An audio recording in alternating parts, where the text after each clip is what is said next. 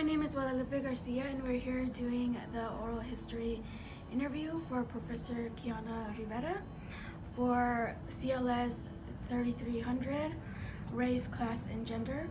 We're going to be interviewing a family friend, and she's going to be telling us her life story and experiences with immigration to the United States.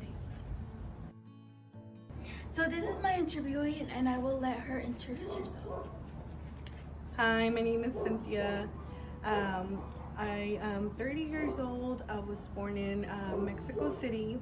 I'm the youngest of 3 siblings, and I work at a clinic as a patient service representative.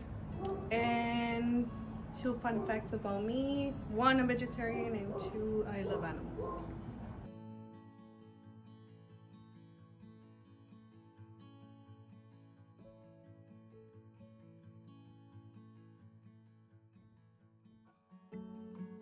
So with you being born in Mexico, can you tell us a little bit more about home life and school in Mexico? Yeah. So I was raised by my grandma. So at home, I would usually help with cleaning the house, helping her in the kitchen. I like to be in the kitchen with her. That was one of my favorite parts too. Usually it was just me and her, so I would also, like, if she was sick, I would take care of her. And then I went to school until 5th grade. That's about, like, what, elementary? Yeah. And then I remember, like, for vacations, even though I was born in the city, I would always love to go to the rancho. That's where my grandparents were from, and I have good memories from, like, just being free. Not like in the city. Like in the city, you would just have to, go anywhere and everywhere in a car. In the rancho, I would go walking with my cousins. I had family. And technically, that was my life as a child. Was there livestock in the rancho, or was it? Yeah, I remember, like, there were, like, pigs and cows. I remember also, like, swimming in the river. That was about it. You said that you would do a lot of things with your grandma in the kitchen. Did you have any, like, recipes that you still enjoy, like, that you remember, that you really loved? Well, I learned how to cook because of her. You wanna pause it? Sorry.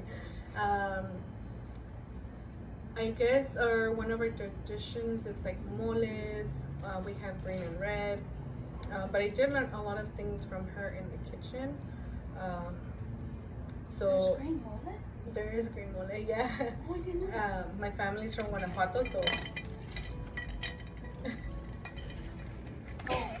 I'm like, I don't know if you were. So with you being born in Mexico, when did you immigrate to the United States? So I was brought in 205. I was about 10 years old. Do you remember when, like, vividly when you got here, or is like vague memories? No, I do remember. Even though I was 10, I didn't know where I was going, but I knew I was going somewhere without my grandparents. And they kept saying, like, oh, you're gonna go try some burgers at this place, and I was like, okay. And they didn't really tell me where I was going. Like I mentioned, I grew up with my grandma, so I didn't know I was coming home to my mom. Did you know any English? I didn't, not at all. So how was your experience starting school with not knowing English at all? So to begin with,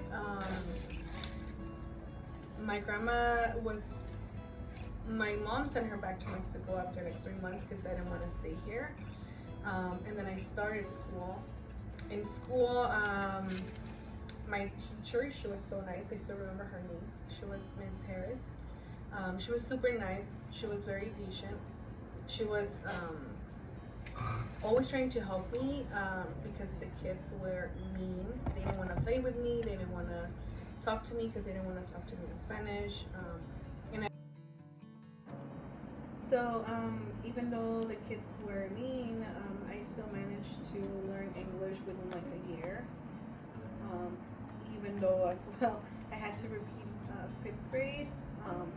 because of the language.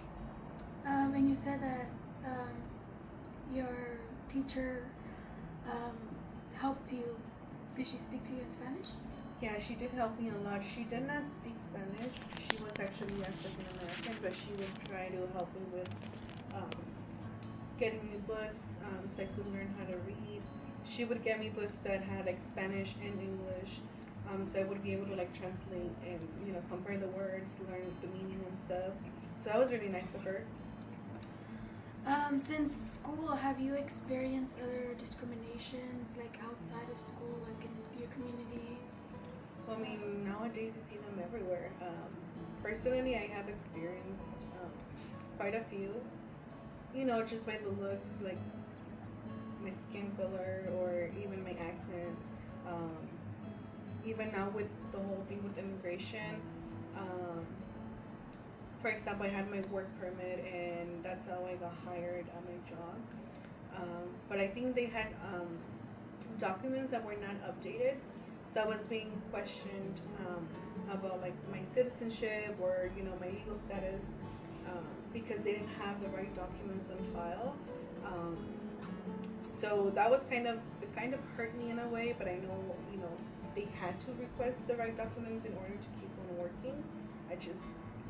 It took a different how would you say it, like it took a lot for me not to get upset given the situation with immigration. So I can only imagine how other people feel, but definitely I have felt it. Have you, within your own community, have you participated in working toward a better life for the minority groups? Well, I have participated with my friends in the recent protest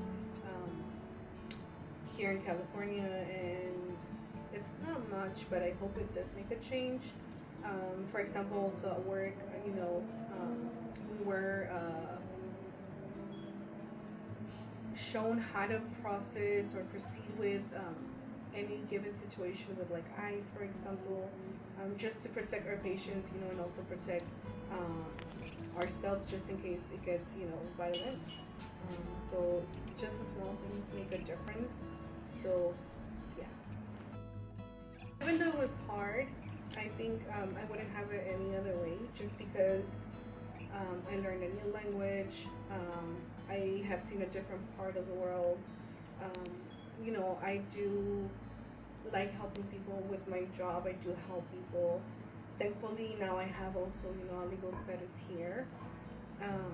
And before my life in Mexico, I honestly, I don't even know what would have been life in Mexico. Because now that I'm able to travel over there, I see everything is so different from here. So I'm just glad I had the chance to, even though it wasn't a choice to come here, I'm glad that I got the chance to, have a better life and better, benefits and learn new things, see other, new people, other races and stuff. Yeah. So as a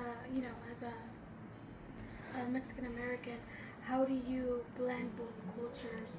Did you have difficulty doing that growing up? Did you ever struggle with your identity as a Mexicana, and then growing up in a Americanized community? I don't think I struggled with that. I actually, whatever, like how I mentioned in earlier, learning how to cook some stuff from my grandma actually still makes me feel Mexican enough, even though I'm here. I think that's what keeps me Mexican at heart. And I mean, hanging out with also other Latinos, other Mexicans, I think that keeps me, practicing my cultural traditions or sticking to my roots and stuff. Okay, so I guess that's it. Thank you so much for sitting with me and talking with me. Of course. So yeah, that is Cinthya's history and